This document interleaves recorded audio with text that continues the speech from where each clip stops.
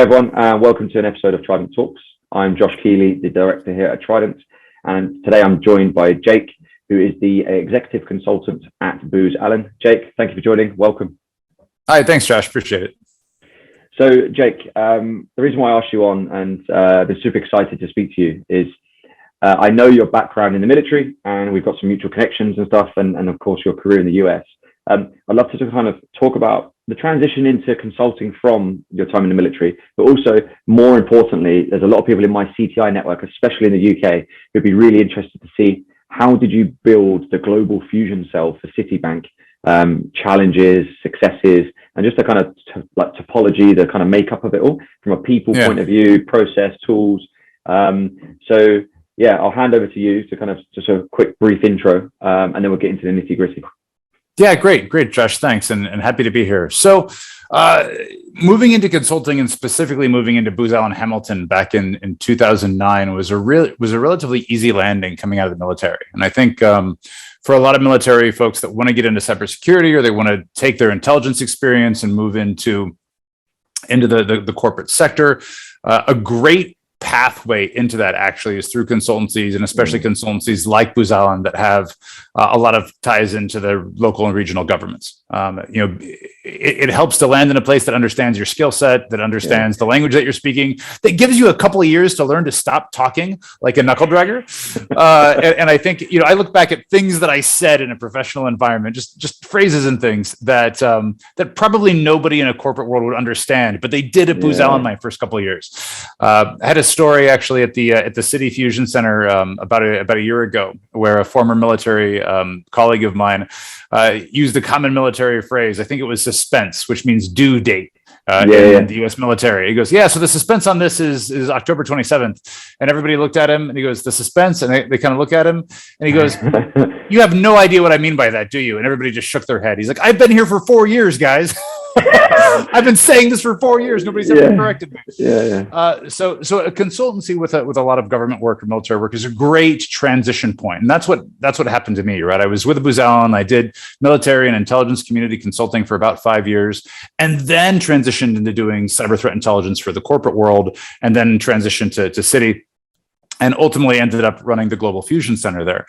Citi's Global Fusion Center was a little bit different from a lot of the others in that it was pre-established. It existed before I arrived. Okay. So I didn't build it from scratch. Instead, I took what was already there and continued to evolve it to meet the operational needs of the bank at that time. And that was a couple of years ago. And now, the folks that have followed me at Citi are doing the same thing again. They're redesigning it and reimagining it. And so I think that's maybe the first thing I want to say about fusion centers and what it means to design a fusion center and that journey. And that is that there is no like one and done version.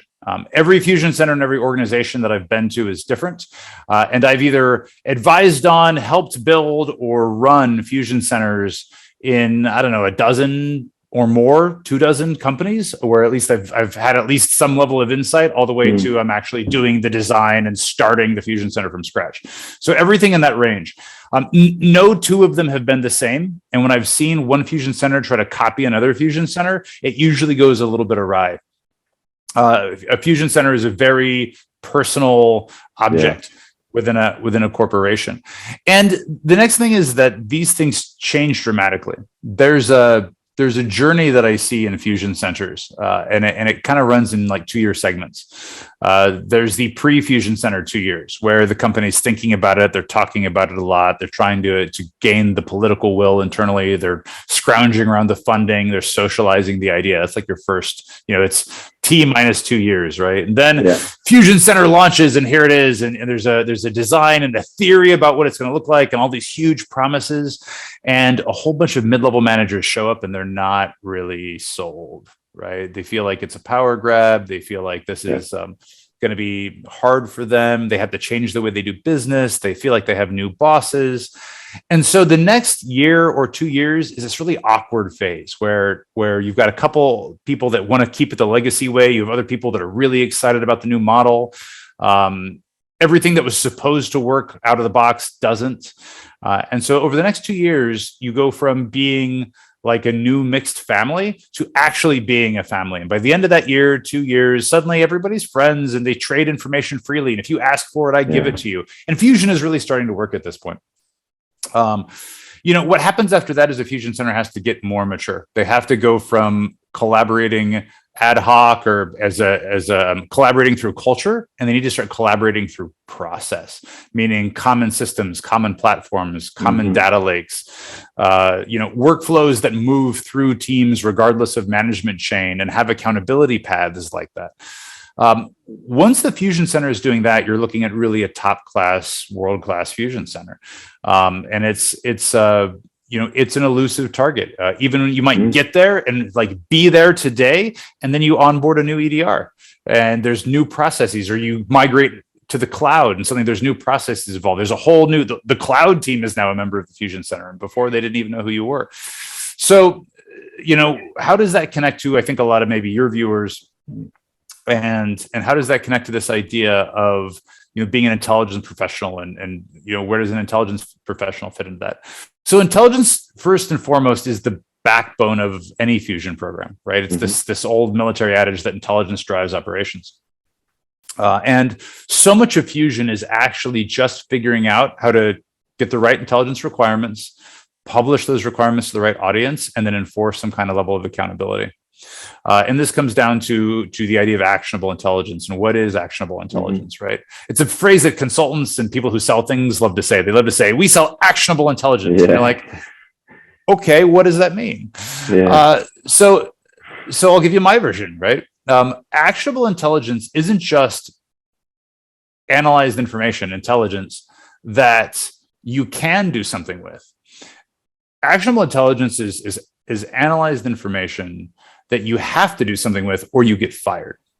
And when we start looking at our intelligence clients like that, we say, hey, listen, I could tell you about what's happening with the Hive group right now in the ransomware space, and the security engineering team that writes the use cases that go into the detection and prevention tools can look at it and be like, great, cool, right? But if you give them information that says this is how you catch them, this is what they look like, here's the series of actions that they take, and if we get compromised by them, ultimately it's your fault because you didn't use this information to put in the necessary preventative and detective measures. Actionable. And that's what Fusion's about. Fusion is about making intelligence actionable, not just CTI, but internal information, internal intelligence, external intelligence, all manner of content from across all these disparate teams. An intelligence professional, if they're worth their salt, knows how to do that better than probably any other kind of professional in the cyber world. And so it's a great background in that regard. Yeah, I totally agree. Can we just take it right back for a sec, which is I'd love to ask you to kind of to explain what is a Fusion Center. If I'm if I'm a cyber intelligence analyst and I've only ever worked in cybersecurity in a CTI team, and it's a great role, and my job is to collate the information and data that's been scraped and push it into something like I said, like send to engineers to then be put into an EDR tool or a SIEM, for example. But I've never worked with a physical intelligence team or a human. What's especially at City? What's a Fusion? And again, you're right. Fusion means something completely different. It's very personable because of your sector, your location, your business objectives. But what's Fusion? What does it make? What makes up a Fusion cell?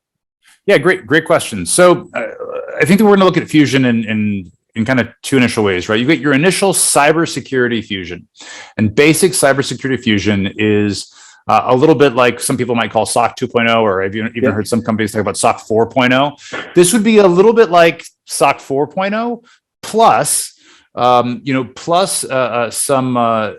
some further expansion beyond that. So, you're going to take in your threat intelligence capabilities and bring those in as a pillar in your Fusion design. You're going to bring in what we call it here, threat defense operations. So your adversary hunting team, the team that writes all of your tools and logic, your security engineering team in a lot of organizations, right? You're going to bring them in as a pillar. You're going to bring your actual incident response group, meaning your tier 1 detection and triage, your tier 2 and tier 3 actual incident response and analysis, and bring that in. You bring in your forensics teams. You bring in all those teams that have some role in that like NIST framework, right? Detection, respond, remediate, and so on. You're going to bring in your what we call attack surface reduction team, right? That's going to be your asset, your vulnerability management team, your vulnerability assessment team, and those groups. You're going to bring in your red team, and the group that runs tabletop exercises. They are a pillar within the Fusion Center. And then finally, underneath all of these pillars, or if you think of it as a wheel, right, in the center of the wheel is this group called the core team, or the governance, learning, metrics, and resolution team, or something like that. That keeps the wheel spinning, keeps everybody talking, and takes point when the Fusion Center is acting as a unified body. The rest of the time, the Fusion Center, everybody operates within their BAU. And the Fusion Center facilitates that BAU, that business as usual, in workflows moving in from team to team to team, right? The Intel team gets indicators of compromise. Those indicators of compromise go to the hunt team to process, and to the vulnerability assessment team to process, and it goes to the security engineering team to create new use cases. Those use cases go into the SIM, right? The detection team picks. It's a flow that we all know, but it's a formalization of that flow to really build on the strengths of every group and to remove those redundancies and to speed up that velocity of detection and that velocity of response. When you look at a big financial, whether you're talking about Citi or many other groups, and I have to be careful, I don't work for Citi anymore, so I can't represent Citi.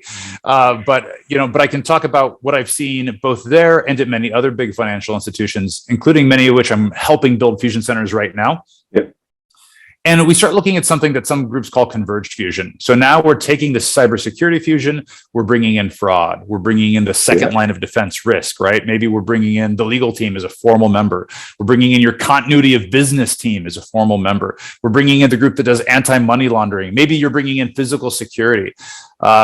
Each of these teams now gets a seat at the table in the Fusion Center. Pre-COVID, that was a physical Fusion Center. Now it tends to be more hybrid, virtual, everybody's on the same Slack channels kind of structure.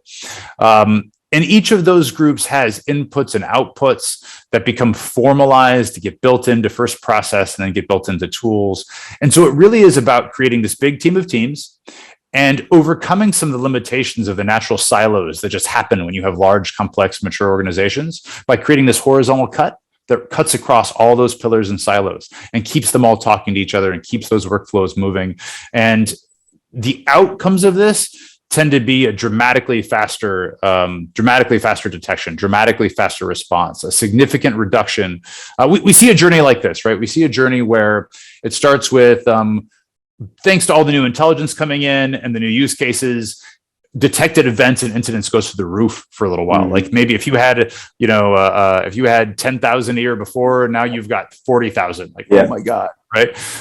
Then you come back and you apply the fusion process to bring the number of events down by tuning, of course, but also by using that attack surface reduction, reducing where the adversary can even attack in the first place.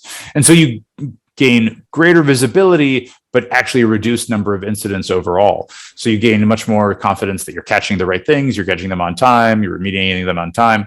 And so it's about, collaboration and velocity response, et cetera. The last thing about a Fusion Center is in a lot of organizations, not all, there's a definite marketing thing that happens in the Fusion Center. And that means that the Fusion Center becomes a place to tell the story of cybersecurity in your organization. It's where you get to talk about, it's where you get to talk to senior executives and help them understand cybersecurity. It's where you get to talk to clients and explain to them why it is that cybersecurity is a differentiator for your company. It takes cybersecurity out of that cost center and nudges it just a little bit into the profit center area.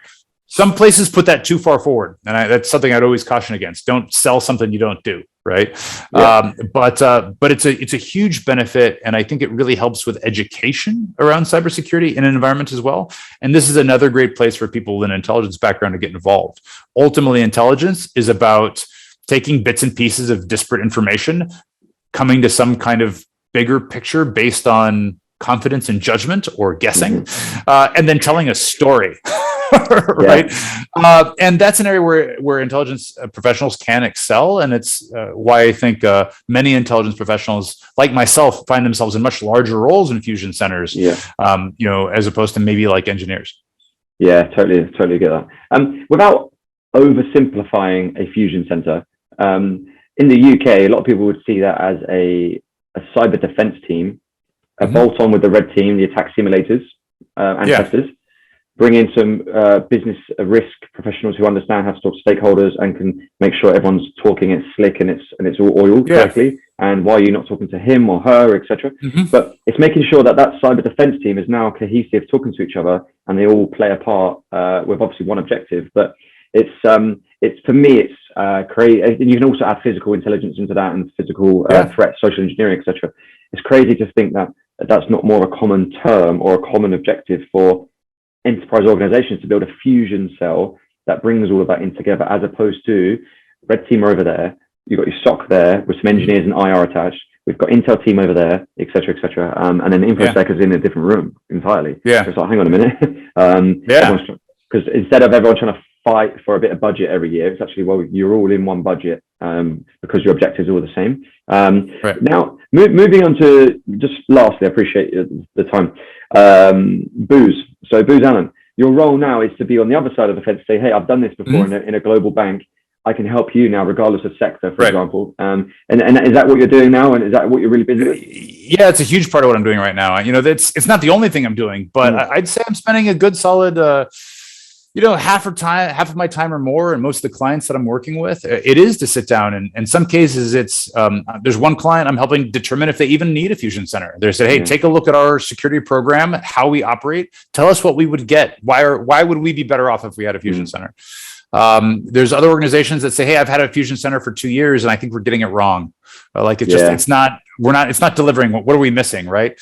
In every one of these cases, I can come in and I actually see what you said before, right? Is that it's really easy to build silos. It's really easy for a team to get used to doing what that team does and think, if it's not what my team does, it's not my problem.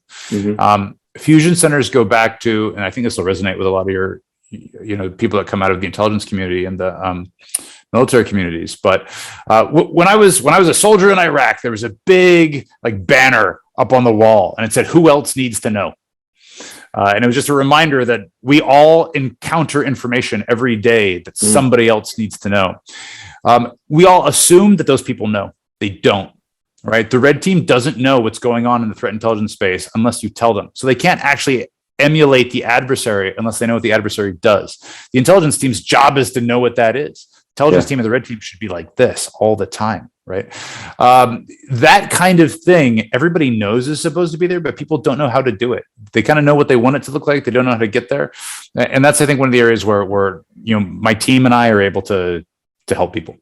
I think a lot of it, probably going to put some people off here or annoy a few people. A lot of it's ego, as opposed to lack of competence in regards to, by the way, you need to share, talk, communicate, and it's like, put that shield down and actually go. And there's a lot of it, without going into a tangent, like the FSI acts, for example, or TI SAC, a lot of that's the same. Last question, Jake. It's a bit of a curveball.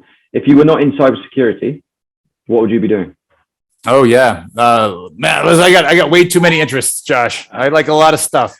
And anybody who goes out there and cyber stalks me is going to see I've been involved in some weird stuff in my life. But I think I love projects. I would never be bored if I was lucky to just be independently wealthy and never have to work. But what would I be doing? Right? I think I'd be designing tabletop role playing games. A passion of mine since I was like 12. Cool, right. Yeah. Just flying that nerd flag. And I'd be out, fencing and fighting and doing that. I spent years as a competitive historical fencer, and my professional life has been way too busy to keep that going, which is too bad. I'd love to get back to it in my dotage.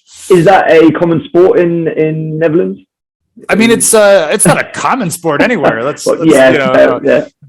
But there's a thriving, very large, historical fencing community in the Netherlands, and it is one of the reasons I moved here. Yeah, many private groups on Reddit, I can imagine. Yeah. I mean, there's clubs in every town and tournaments and all kinds of stuff. Yeah, it's great. Yeah, that's awesome, Jake. Thank you very, very much for your time.